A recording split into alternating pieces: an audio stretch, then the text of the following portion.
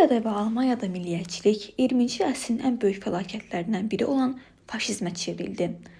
Faşist hərəkatının işarələrindən biri onun üzvlərinin uniformalarının olmasıdır. Onlar hərbi struktur və intizama can atırlar.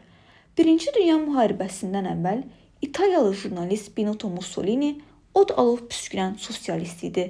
Hərbi xidmət onu çılğın milliyyətçiyə çevirdi. Birinci Dünya müharibəsindən sonra İtaliya narazı insanlarla doluydu. Maksimalist sosialistlər inqilabla təhdid edildilər. Belə bir xaotik zamanda Mussolini demokratiya və siyasi partiyalara son qoymaq, sərt mərkəzi hakimiyyət və intizam yaratmaq istəyən qara köynəkli, qəribə insan qruplarını bir yerə topladı. Bu faşistlər idi. Faşist sözü qədim Romada hakimiyyət simvolu olan balta ətrafına sarılmış bir dəstə çubuqdan götürülüb.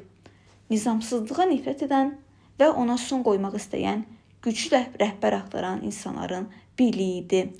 1922-ci ildə artan nizamsızlıq arasında İtaliyanın kralı hakimiyyəti Mussoliniyə verdi. O 1924-cü ilə qədər İtaliyanı özünün duçi, rəhbər olduğu bir partiyalı dövlətə çevirdi. Faşistlər iqtisadiyyatı öz adamlarını bütün əsas vəzifələrə yerləşdirməklə idarə edirdilər. İtaliya heyrətamiz görünürdü. Çox az cinayət, çoxlu əzəmətli tikintilər var idi. Qiymətlər sabit idi və onların dediyi kimi qatarlar vaxtında gedib gəlirdi. Səhnənin arxasında isə qarışıqlıq, ört-basdır edilən işsizlik, zəif iqtisadi nəticələr və korrupsiyadan ibarət idi.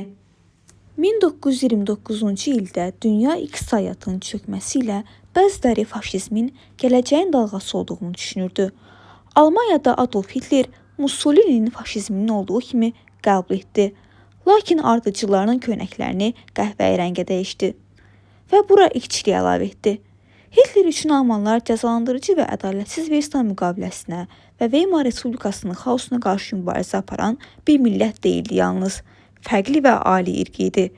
Hitler nəsillər əvvələ gedib çıxan Alman iqçiliyini kəşf etməmişdi.